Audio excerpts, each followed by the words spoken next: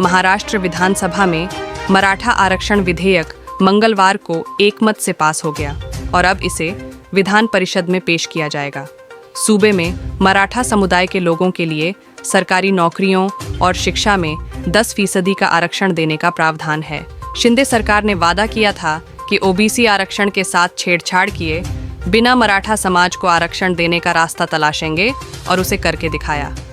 मराठा आरक्षण को निर्णायक मोड़ तक लाने वाले मराठा आरक्षण आंदोलनकारी मनोज जरांगे शिंदे सरकार के फैसले से खुश नहीं हैं। सवाल उठता है कि आखिर क्या वजह है कि आरक्षण मिलने के बाद भी मनोज जरांगे नाखुश हैं।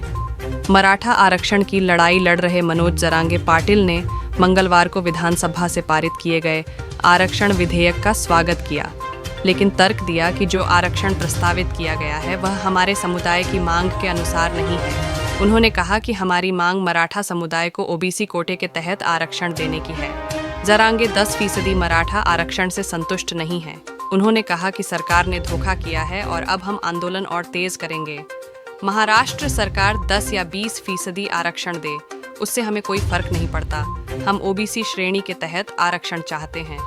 मनोज जरांगे ने आरक्षण आंदोलन को धार देने के लिए बुधवार को मराठा समुदाय की बैठक बुलाई है।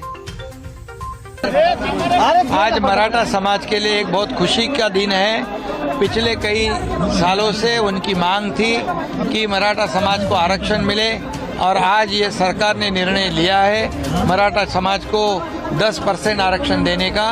और निश्चित रूप से ये मराठा समाज सोशली और एजुकेशनली बैकवर्ड है।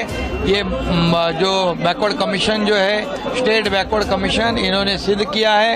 ये बहुत ही एक्सटेंसिव और डिटेल में डेटा एम्पिरिकल डेटा कलेक्ट हुआ है और 2.5 करोड़ से ज़्यादा लोगों के पास से ये डेटा कलेक्ट किया है। और निश्चित रूप से ये रिजर्वेशन जो है ये कोर्ट में भी ये टिकेगा, क्योंकि सुप्रीम कोर्ट ने जो ऑब्जर्वेशन दिए थे, जो खामियां निकाली थी, उसे ध्यान में रखकर ये डिटेल सर्वे किया है। इसलिए निश्चित रूप से कोर्ट भी ये सहानुभूतिपूर्वक विचार करेगा, क्योंकि ये मराठा समाज के कई लोग आत्महत्या कर रहे हैं, कई लोगों ने आत्महत्या की हुई है। और इसलिए ये एक बहुत ही एक्स्ट्राऑर्डिनरी सर्कमस्टेंस, एक्सेप्शनल सर्कमस्टेंस, ऐसी परिस्थिति निर्माण हुई थी। ऐसे समय में सरकार ने ये उचित निर्णय लिया हुआ है। ओबीसी समाज को कोई भी बाधा नहीं पहुंचाते हुए, अन्य समाज के ऊपर अन्याय नहीं करते हुए ये मराठा रिजर्वेशन देने का निर्णय, बहुत बड़ा निर्णय सरकार ने लिया हुआ है।